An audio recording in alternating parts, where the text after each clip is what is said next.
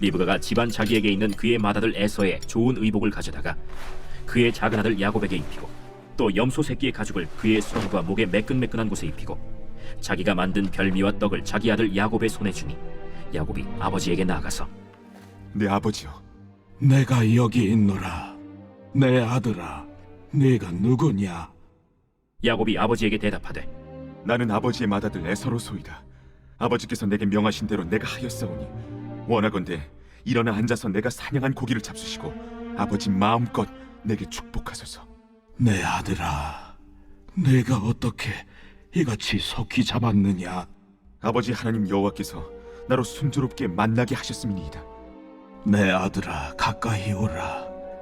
내가 과연 내 아들 에서인지 아닌지 내가 너를 만져보려 하노라.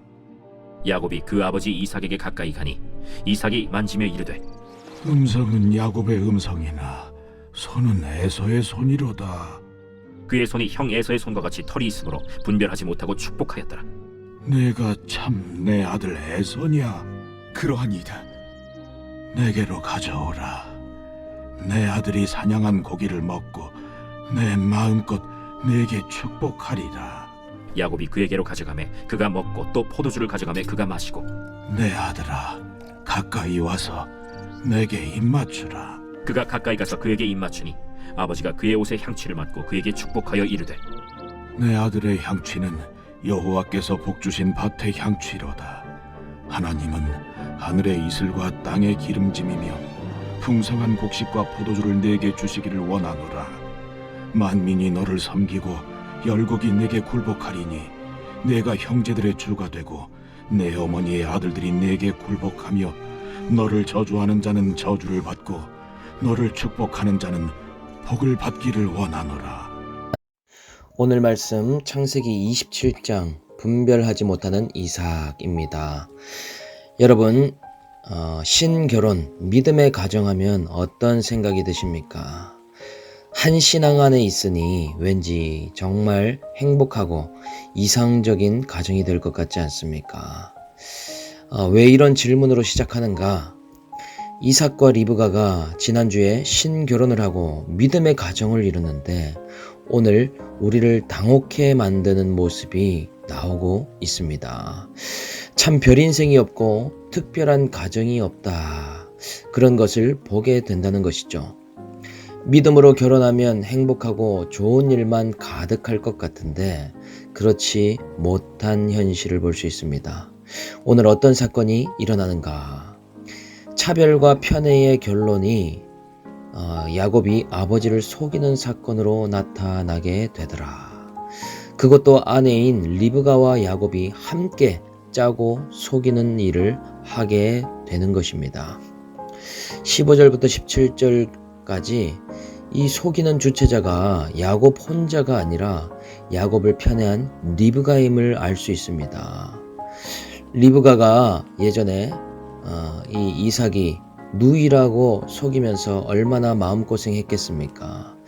그런데 이번에 리브가가 에서의 옷을 구해다가 야곱에게 입히고 또 이 피부가 매끈한 야곱에게 이 에서처럼 털이 많이 있도록 손과 목에 염소털을 붙이는 역할을 해주고 있다는 사실이죠. 아버지 이삭은 씩씩하고 용감한 에서만 사랑하고 예뻐했는데 반해 리브가는 그런 모습이 싫었는지 반대 성향의 야곱을 감싸며 돌고 있습니다. 오늘도 야곱을 돕고 있더라. 자식 문제 앞에서도 부부의 마음이 갈라져 있음을 볼 수 있습니다. 더 놀라운 것은 이후에 리브가가 죽었다라는 죽음의 소식이 전혀 성경에 나오지 않는데 이삭이 애도하는 모습조차도 또한 나오지 않더라. 이 부부가 얼마나 갈등의 골이 있었는지를 보여주고 있다고 할 수 있습니다. 아브라함이나 야곱은 배우자가 죽을 때 이 아내의 이름이 나오고 애도하는 모습이 나오는데 반해 이 리브가에 대해서는 그런 모습을 찾아볼 수가 없다는 것이죠. 사냥 요리를 먹고 에서를 몰래 축복하려는 이삭과 그 사실을 몰래 엿듣고 야곱을 에서로 변신시켜서 장자권을 뺏도록 돕는 리브가, 참 기막힌 부부이지 않습니까? 차별과 편애 그리고 이 편가르기의 결론은 나도 속고 남도 속이면서 내가 원하는 일을 속이면서 하게 된다는 것이죠. 부부가 갈등의 골이 깊어지고 서로 마음이 하나 되지 않으면 점점 나누지 않는 부분이 많아지게 되고 점점 속이는 영역이 늘어날 수밖에 없는 것입니다. 비밀이 많아지고 나도 속이고 배우자도 속이는 인생. 또 자녀에 대해서도 차별과 편애를 하게 되면 그것이 또한 자식의 돌이킬 수 없는 갈등으로 이어지는 경우가 있더라. 심지어 같이 교회를 다니고 신앙생활을 해도 이런 일이 일어나더라 하는 것입니다. 이러한 우리의 죄성과 연약함이 있어도 그럼에도 하나님은 구속사가 흘러가게 하시는 놀라운 일을 행하신다는 사실이죠. 그런데 결과가 어떻습니까? 이삭이 리브가와 야곱에게 속임을 당하게 됩니다. 결국 이삭이 남을 속이는 인생이었는데 자신이 속게 되었다는 것이죠. 이삭이 리브가를 누이라고 속였는데 자신이 당하지 않았습니까? 오늘 본문에는 이삭이 에서가 맞는지 3번이나 확인하는 장면이 나옵니다. 이삭은 나이가 들면서 눈이 어두워졌기 때문에 정말 에서가 맞는지 테스트를 3번 해보더라. 첫째 방법은 누구냐고 묻기 시작합니다. 18절에 아들아 네가 누구냐 질문을 하고 있습니다. 그런데 속이기로 작정한 야곱은 눈도 깜빡하지 않고 자신이 에서라고 말하죠. 그리고는 아버지가 원하시던 산양한 요리를 신속히 대접하는 모습을 볼 수 있습니다.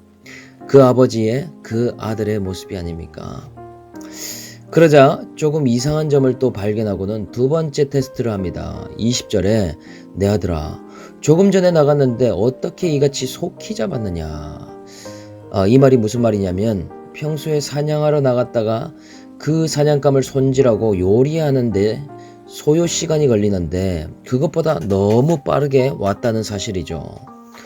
그것이 이상하게 느껴져서 오늘따라 왜 이렇게 빨리 왔냐라고 묻는데 아버지 하나님 여호와께서 나로 순조롭게 만나게 하셨음이니이다. 이렇게 야곱이 대답합니다. 이 대답에서 야곱이 어떤 사람인지를 알 수 있죠. 야곱은 아직 자신의 하나님이 없는 상태입니다. 이삭 아버지의 하나님이라고 표현을 하고 있죠. 이 대목에서 또 실패한 아버지 이삭의 삶을 볼 수 있습니다. 부모의 역할은 나의 하나님이 내 자녀, 내 아들, 딸의 하나님이 되도록 인도하고 도와주는 역할인데 오늘 이삭이 실패하고 있다는 사실이죠. 이후에 야곱의 인생이 험악할 수밖에 없었던 이유는 이 사기꾼 야곱이 아버지 이삭의 하나님에서 이 야곱의 하나님으로 신앙이 바뀌어야 하기 때문에 얼마나 힘든 고난들을 겪는지를 볼 수 있습니다. 3번째 테스트, 이삭이 가까이 와보라고 하죠. 촉감 테스트를 해보려고 합니다. 과연 내 아들 에서인지 아닌지 내가 너를 만져보려고 하노라. 그런데 어때요? 이미 이 리브가에게 도움을 받고 붙여놓은 염소털로 인해서 손이 에서의 손과 똑같다고 말합니다. 음성은 야곱의 음성 같으나 손이 에서의 손이기 때문에 분별하지 못하고 축복을 하게 되었더라. 예전에 리브가가 처음에 이 두 형제에 대해서 응답을 받게 되었죠. 네 배에서 두 민족이 있는데 형이 동생을 섬기게 될 것이다. 야곱이 하나님의 언약의 계승자임을 이 이삭도 들었을 가능성이 큽니다. 그런데 오늘 이삭이 얼마나 영적으로 무감각하고 관심이 없는지 알 수 있죠. 그가 눈이 어두워졌다라고 말씀하는 대목에서도 이삭이 하나님께서 야곱을 택하셨다는 것을 알고 있는데도 비밀리에 자신이 원하는 에서에게 축복을 해주기를 원하는 모습을 볼 수 있습니다. 분별력이 떨어지고 영적인 시력이 많이 떨어져 있더라. 정말 하나님 뜻대로 하기를 원했다면 축복하기 전에 하나님께 물어봤을 것입니다. 하나님, 이 언약의 계승자가 누가 되어야 합니까?